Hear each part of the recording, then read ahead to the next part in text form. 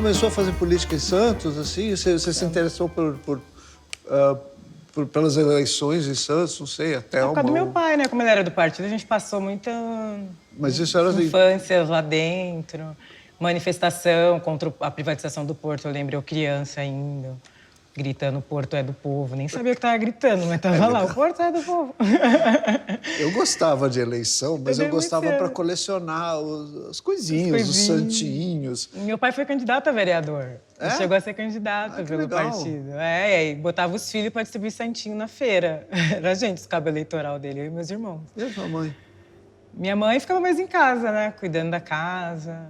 Mas ela apoiava a política? Não, não tanto. Ela achava que seu pai estava ficando maluco? Não, ela não ligava, mas também não se envolvia. É? Não se envolvia muito. Meu pai que... E obrigava a gente, né? A se envolver, não tinha muita opção.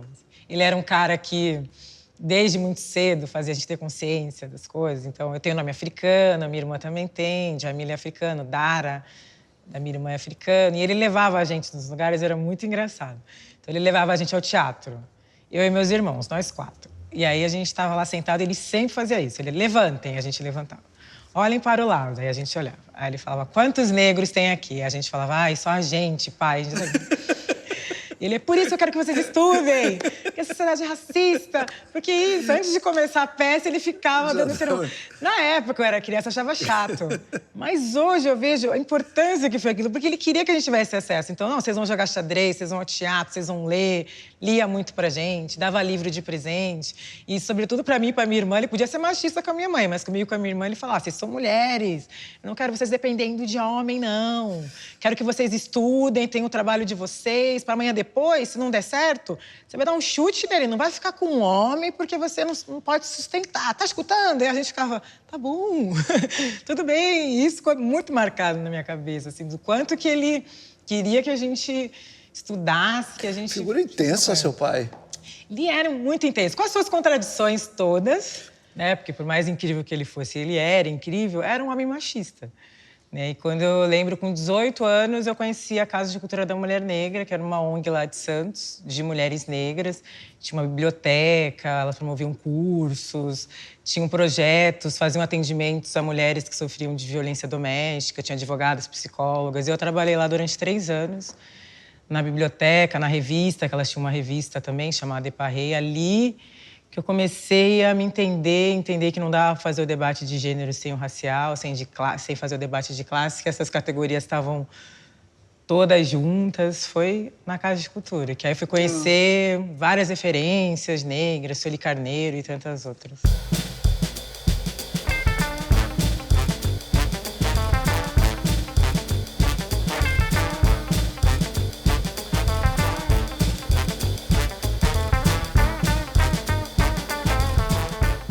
Falou do livro da Angela Davis,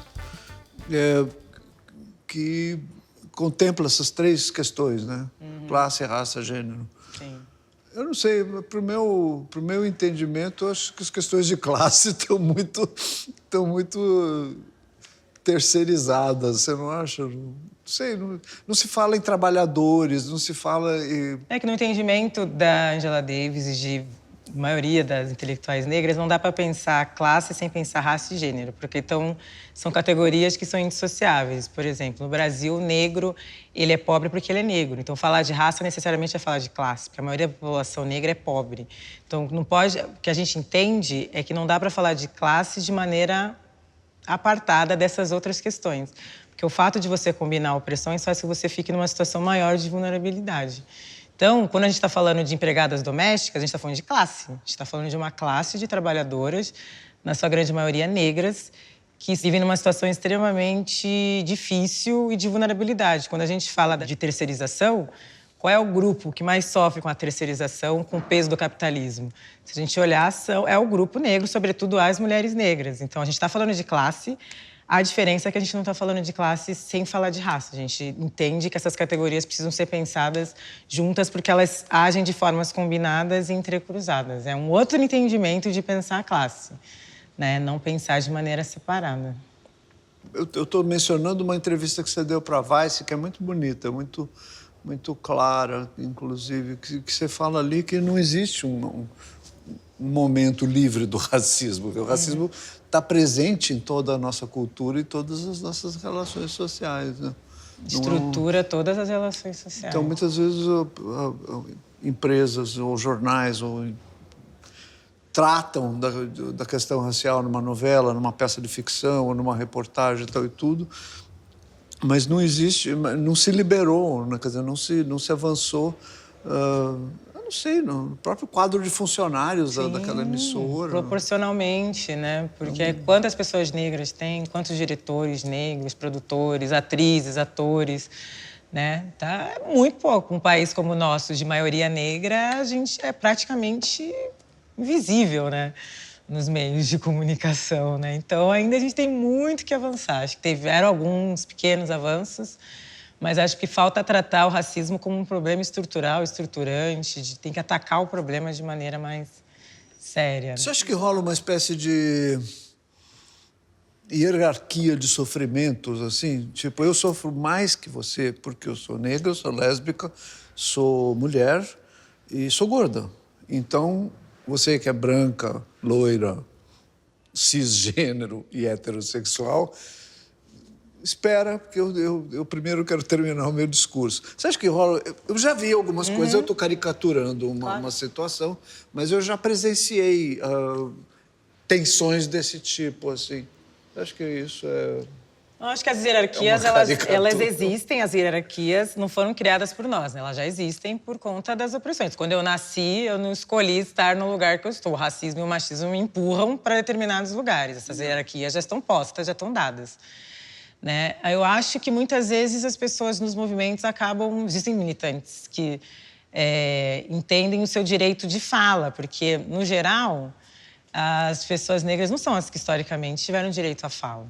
Né? E, às vezes, as pessoas dos grupos privilegiados não entendem isso. Então, elas ficam também muito numas de, não, eu vou te ensinar, não é assim, não ouve. E é muito importante as pessoas passarem a ouvir, né? O diálogo acontecer, uma fala, outra ouve. E eu acho que tem muita dificuldade na escuta, muitas vezes, de entender que, por exemplo, somos mulheres, mas a gente parte de pontos diferentes. E a gente deveria entender nas nossas diferenças como é que a gente interliga as nossas lutas, em vez de a gente se manter separadas, né?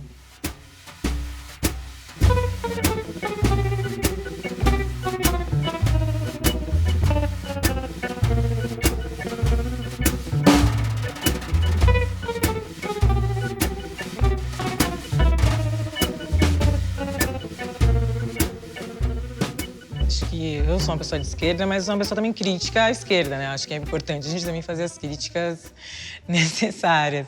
Eu acho que falta perceber que existe uma outra forma de organizações políticas hoje. Então, não é mais como antigamente, por exemplo, sindicatos que tinham todo aquele poder de mobilização. Então, hoje em dia, você tem tantos movimentos nas periferias, você tem desde culturais, coletivos de mídia, você tem...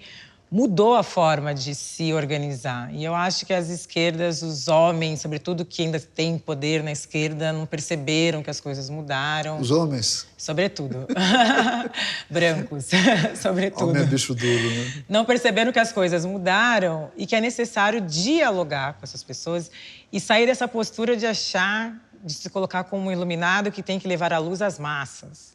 É importante a gente entender que as massas estão produzindo intelectualmente, politicamente, que a gente precisa dialogar com as pessoas, entender essas novas formas de mobilização, em vez de se colocar num papel de o povo não sabe votar, o povo é burro, o povo não reconheceu, mas qual o trabalho de base que está sendo feito, quais os diálogos que estão sendo feitos. Eu acho que é necessário fazer essa autocrítica, senão vai continuar cada vez mais um discurso conservador tomando conta mesmo. Você teve um tempo para discutir isso com seu pai? Entre a sua maturidade, o seu despertar para as coisas e ele estando vivo? Assim? A gente conversava muito, essa né? troca de farpas. A gente conversava muito. E trocava muita farpa. Mas como eu era a caçulinha do pai, ele acabava cedendo, né? Mas a gente trocava, sobretudo, em relação ao feminismo. Mas eu lembro que meu pai, ele faleceu quando o Lula foi eleito. Eu lembro dele falar assim... Ele estava internado no hospital e eu que cuidei dele os meses que ele ficou internado no hospital. Foram 6 meses. E eu lembro dele falar, ai, vai lá comprar o jornal pra mim, não sei o quê, na banca do hospital. Eu desci pra comprar, ele viu a foto, assim, do Lula eleito. Eu lembro dele chorando, ele falou, olha, eu posso morrer feliz porque eu vi um trabalhador como eu eleito. E ele faleceu, assim, dias depois, assim.